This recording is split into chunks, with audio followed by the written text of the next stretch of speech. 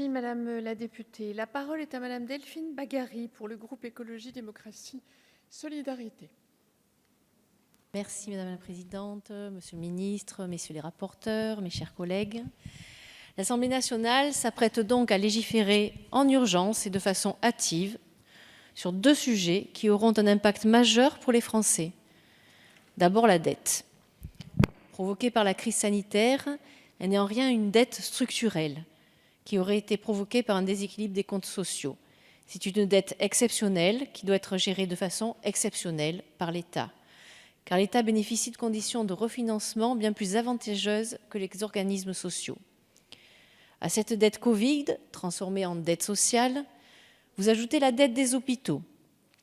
L'économiste Brigitte Dormont nous l'a rappelé, si les hôpitaux ont dû contracter des emprunts toxiques, c'est bien parce qu'ils ont continué à fonctionner malgré l'austérité budgétaire. Pourquoi l'État ne reprend pas cette dette comme le Premier ministre s'était engagé en novembre ?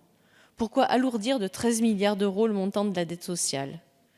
Et finalement, si on veut aller au bout de l'aide accordée aux hôpitaux, pourquoi ne transférer qu'un tiers de leur dette, alors que l'État et la CADES disposent de conditions d'emprunt bien meilleures que les hôpitaux? Cette reprise sera-t-elle ou non conditionnée, à l'heure où nous attendons des réponses fortes pour les personnels soignants et ce service public qui a démontré son efficacité? Les choix opérés par le gouvernement ne peuvent qu'interroger un groupe écologique, démocratique et solidaire.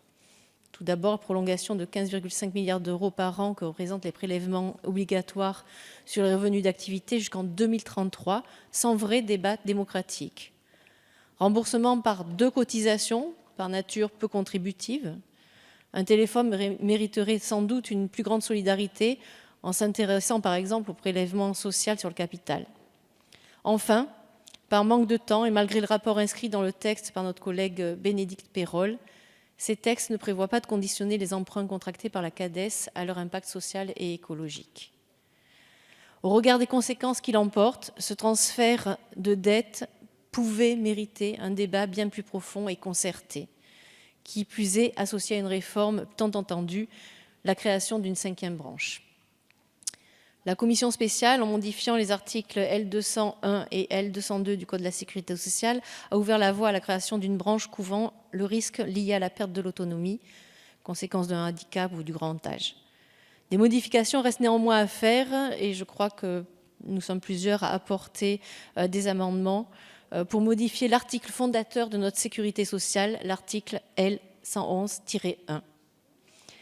Les parlementaires ne pourraient que se féliciter de l'inscription dans la loi de cette 5e branche s'ils ne se retrouvaient face à une inconnue de taille, le financement. À ce stade, seuls 2,6 milliards d'euros sont prévus à compter de 2024, alors que les besoins évalués sont beaucoup plus importants. Chaque député dans cet hémicycle, quel que soit le banc sur lequel il est assis, a conscience de la nécessité de réussir la réforme de la dépendance. Souffrance des personnes en perte d'autonomie, souffrance des proches aidants, souffrance des professions soignantes et accompagnantes, reste à charge trop important pour les familles, nuisant ainsi à la prise en charge des plus précaires. Une telle réforme ne peut réussir que si elle est collégiale et partagée. Le groupe LEDS s'interroge donc sur la pertinence de la méthodologie utilisée. Le financement est renvoyé à une conférence organisée au mois de septembre ou novembre, sans que l'on en connaisse les modalités.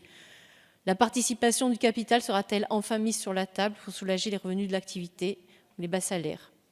Quelle sera la gouvernance de cette 5e branche?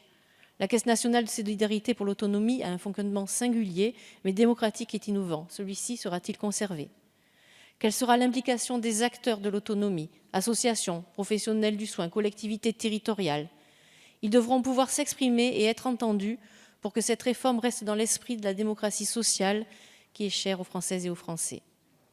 Monsieur le ministre, mes chers collègues, vous l'aurez compris, le groupe EDS est défavorable au transfert des 105 milliards d'euros supplémentaires à la CADES, qui n'est pas, contrairement à ce que peut dire le ministre des Comptes publics, une simple opération comptable.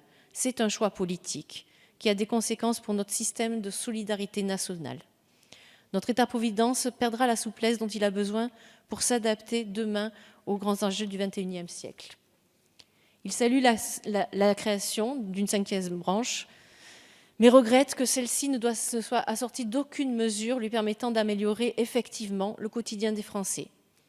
À l'issue de la conférence des financeurs, il reviendra au Parlement de se montrer à la hauteur afin de faire de la réforme de la dépendance une vraie réforme de progrès social.